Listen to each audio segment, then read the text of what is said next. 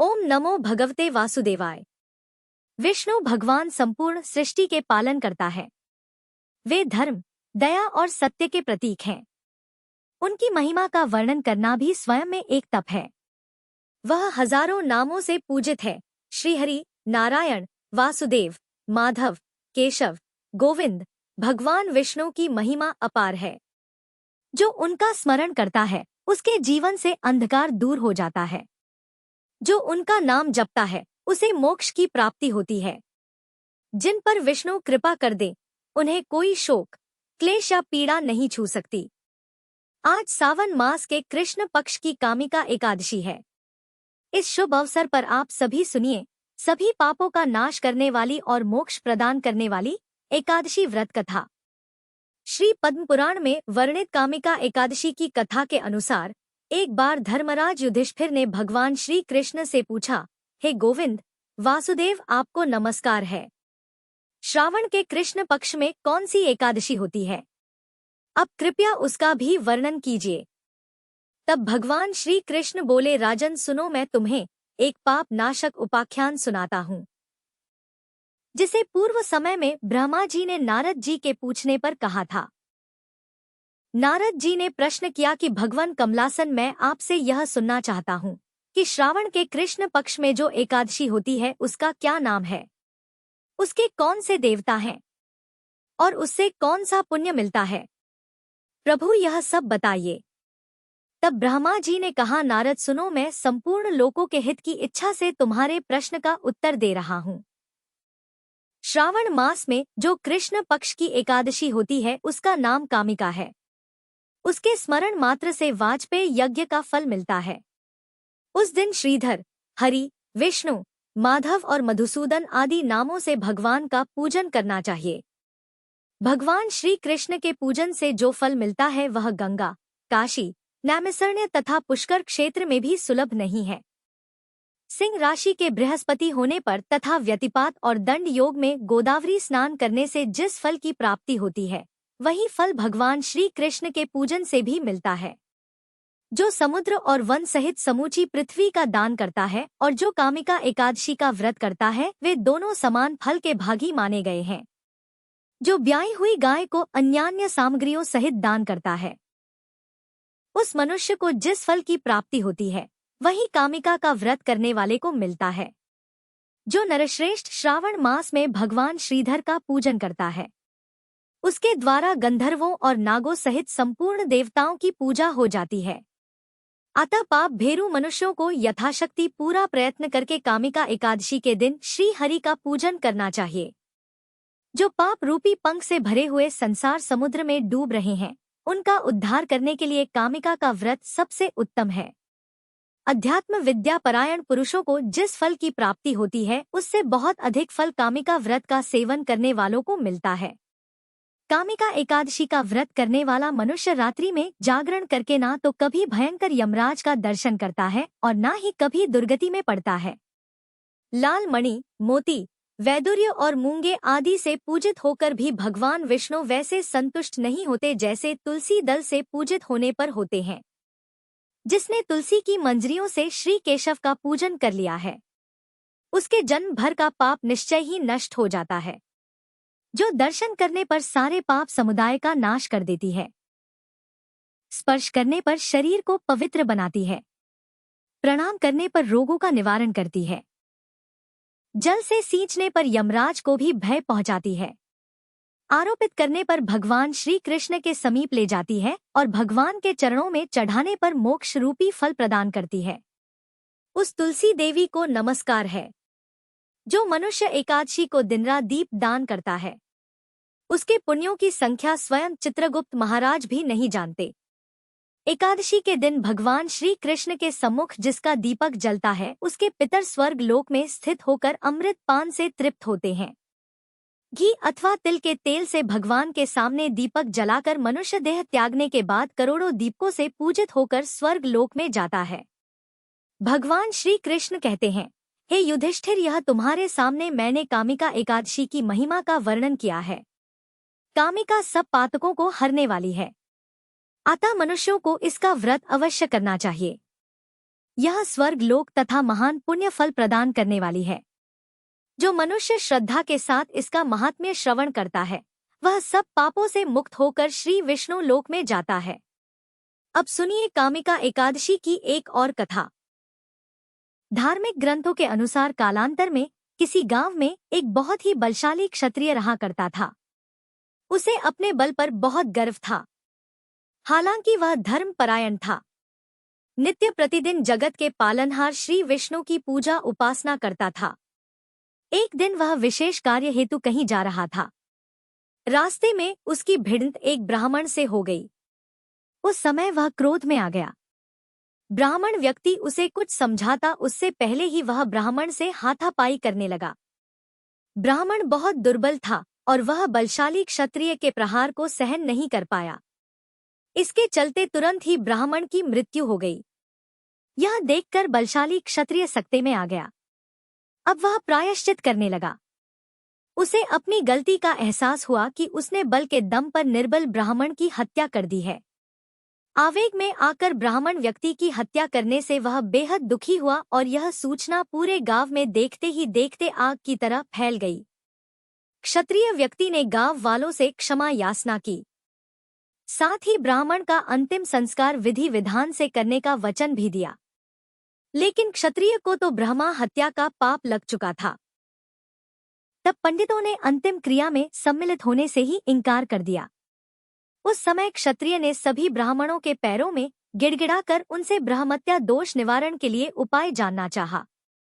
तब पंडितों ने कहा कि ब्रह्मा हत्या दोष का प्रायश्चित करने के पश्चात ही हम लोग आपके घर पर भोजन ग्रहण करेंगे। यह सुनकर क्षत्रिय ने ब्रह्मा हत्या दोष प्रायश्चित करने का उपाय पूछा। पंडितों ने कहा कि सावन मास के कृष्ण पक्ष की एकादशी तिथि को विधि विधान से जगत के पालनहार भगवान श्री हरि की पूजा उपासना करो। साथ ही ब्राह्मणों को भोजन कराओ और दान दक्षिणा दो। ऐसा करने से तुम ब्रह्मा हत्या दोष से मुक्त हो जाओगे। उसके बाद क्षत्रिय ने ब्राह्मण व्यक्ति का दाह संस्कार किया।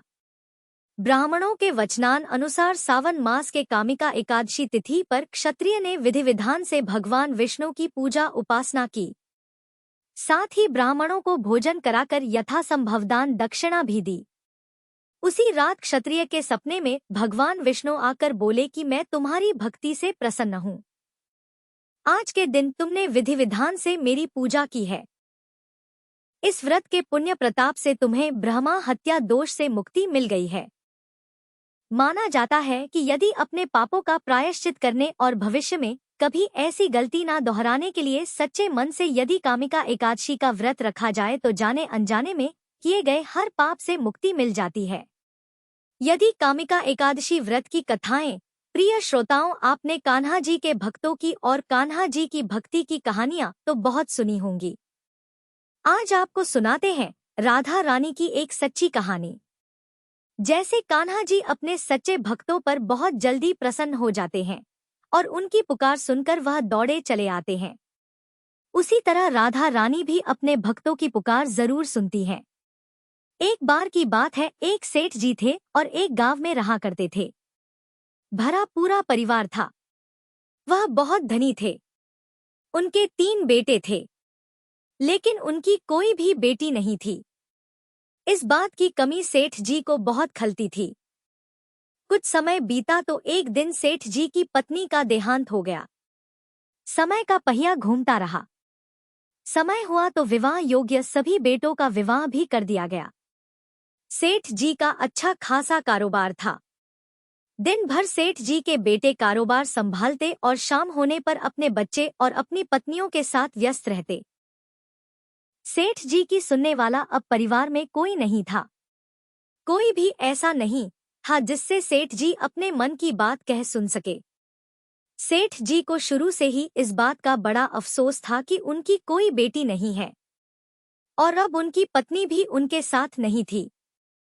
उनकी पत्नी भी अब उनका साथ छोड़कर जा चुकी थी। सेठ जी के मन में यह कसक और भी बढ़ने लगी कि उनकी कोई पुत्री क्यों नहीं है।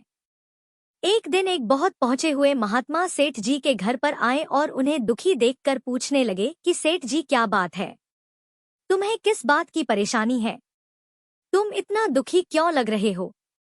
तब सेठ जी ने अपने दुख का कारण उन महात्मा को बताया कि महात्मा जी, मेरी कोई भी बेटी नहीं है। इस कारण से मुझे अपने जीवन में यह अभाव लगा रहता है और मुझे बड़ा अफसोस होता है।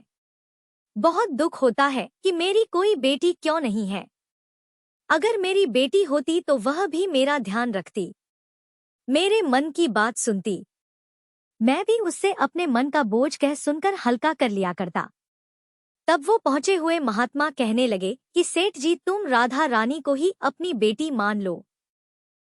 हमारे जीवन में जब जिस चीज की कमी होती है तो उसे भगवान ही तो पूरा करते हैं। अब भला बेटी ना होने के कारण तुम इतने परेशान हो। परेशान होने से क्या होगा भला? तुम राधा रानी को एक बार अपनी बेटी मान कर देखो, और जब भी तुम्हारा मन चाहे, जब भी तुम उदास हुआ करो, अपने दिल की सारी बात राधा रानी से कर लिया करना, और फिर तुम्हें यह अभाव कभी नहीं सताएगा कि तुम्हारी कोई बेटी क्यों नहीं है। महात्मा जी की यह बात सेठ जी को बड़ी अच्छी लगी और फिर उन्होंने ऐसा ही किया। खूब खुश होकर बाजार गए और वहां से राधा रानी की एक सुंदर सी मूर्ति खरीद कर ले आए। उन्हें पहनाने के लिए सुंदर सुंदर पोशाकें भी ले आए। हर दिन वह राधा रानी की मूर्ति को स्नान कराते और उनकी पोशाक बदलते, उनसे खूब सारी बातें करते और फिर हर दिन खुद भोजन करने से पहले राधा रानी को भोग लगाते। सोने से पहले यह उनका नियम बन गया था कि वह राधा रानी के साथ खूब बातें करते, दिन भर की बातें राधा रानी को सुनाया करते। ऐसा करते करते सेठ जी दिल से ही राधा रानी को अपनी बेटी मानने लगे और वह यह भूल ही गए कि उनकी कोई बेटी नहीं है और वे इस एक निर्जीव सी मूर्ति को ही अपनी बेटी मान बैठे हैं। लेकिन भक्ति में मगन सेठ जी को किसी भी बात का आभास नहीं था। उन्हें बस पता था तो यह कि उनकी एक बेटी है जिससे वह हर दिन खूब सारी बातें करते हैं। अब जब तक सेठ जी दिन भर राधा रानी से बात ना कर लें या उनकी पसंद का भोजन राधा रानी को ना खिला ले, उनका मन ही नहीं लगता था। जब तक वह उनसे बात नहीं कर लेते तब तक उनके मन को बड़ी बेचैनी रहती। बहुत सारी बातें करने के बाद, अपने दिल की सारी बातें कहने के बाद ही उनके मन को सुकून आया करता था। एक बार की बात है, सेठ जी के घर पर चूड़ी बेचने वाली एक मनिहारिन आया करती थी और सेठ जी की बहुएं उस मनिहारिन से खरीद कर चूड़ियां पहनती थी। एक दिन वह मनिहारिन चूड़ी बेचने के लिए सेठ जी के घर आई। तब उसने सेठ जी की तीनों बहुओं को उनकी पसंद की चूड़ियां पहनाई। मनिहारिन सेठ जी के घर पर बैठी हुई थी। सेठ जी की तीनों बहुएं तो चूड़ियां पहनकर चली गई। उनके ही सामने एक छोटी सी कन्या आई और मनिहारिन से कहने लगी कि मुझे भी चूड़ियां पहना दो, खूब सारी रंग बिरंगी। चूड़ी वाली ने सोचा कि शायद सेठ जी के घर पर कोई मेहमान आया होगा, उन्हीं की यह कन्या होगी, तो उसने भी उस नन्ही बालिका को चूड़ियां पहना दी। और उसके बाद वो चूड़ी वाली मनिहारन सेठ जी से पैसे मांगने सेठ जी की दुकान पर पहुंच गई और कहने लगी कि मुझे चूड़ियों के पैसे दे दो, और उसने पहले से अधिक पैसे मांगे। तो सेठ जी ने कहा, क्या बात है, तुम हर बार तो इतने रुपए की चूड़ियां पहना कर जाती हो, क्या तुम्हारी चूड़ियां महंगी हो गई हैं जो हर बार से अधिक रुपए मांग रही हो? तो मनिहारिन बोली कि नहीं सेठ जी, मैंने चूड़ियों का दाम तो नहीं बढ़ाया। हाँ, लेकिन आज मैंने 3 लोगों को नहीं बल्कि 4 लोगों को चूड़ियां पहनाई हैं। सेठ जी ने सुना तो कहने लगे, अरे तुमसे कोई गलती होगी, मेरे घर पर तो चूड़ी पहनने के लिए सिर्फ 3 बहुएं हैं, यह लो तुम 3 बहुओं की चूड़ी के पैसे रखो। मनिहारन भी कुछ नहीं बोली, सेठ जी से पैसे लेकर चुपचाप अपने घर आ गई। शाम हुई तो सेठ जी दुकान से अपने घर पर आए। आकर उन्होंने सबसे पहले राधा रानी को भोग लगाया और फिर हर बार की तरह दिन भर की सारी बातें राधा रानी से बताई और सो गए। उस रात सेठ जी के सपने में राधा रानी आ गई और बोली, बाबा आपने चूड़ी वाली को मेरी चूड़ी के पैसे क्यों नहीं दिए? जब आप मुझे अपनी बेटी मानते हो तो फिर बताओ मुझे कि आपने मेरी चूड़ी के पैसे मनिहारन को क्यों नहीं दिए? ऐसा कहकर राधा रानी एक छोटी सी बेटी की तरह, लाडली बेटी की तरह सपने में रोने लगी। यह देखकर घबराहट के मारे सेठ जी की तो आंख खुल गई। अपनी लाडली बेटी को रोता देखकर सेठ जी भी रोने लगे। जब सुबह हुई तो भागे भागे मनिहारिन के घर गई और बहुत सारे सोने के सिक्के उसके पैरों में रख दिए और मनिहारिन से बोला कि बहन, तुम कल सच बोल रही थी कि तुमने कल 4 को ही चूड़ी पहनाई थी और मैंने तो श्री जी को अपनी बेटी माना है। तुम बहुत भाग्यशाली हो जिसको राधा रानी के दर्शन हुए हैं।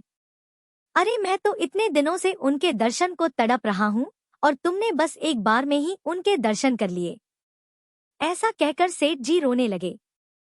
फिर हाथ जोड़कर बोले, बहन तुम्हें चूड़ी का जो भी दाम चाहिए मुझसे मांग लो। सेठ जी को रोता देखकर मनिहारन की आंखों में भी आंसू आ गए और मन ही मन सोचने लगी कि जब मुझे खुद राधा रानी के दर्शन हो ही गए हैं तो फिर भला मुझे सेठ जी से दाम क्यों लेने, और मुझे इससे ज्यादा क्या चाहिए। वह भी सेठ जी के सामने हाथ जोड़कर बोली कि आपके ही कारण मुझे राधा रानी के दर्शन हुए हैं और मेरा यह जीवन सफल हो पाया। अब मुझे कुछ नहीं चाहिए।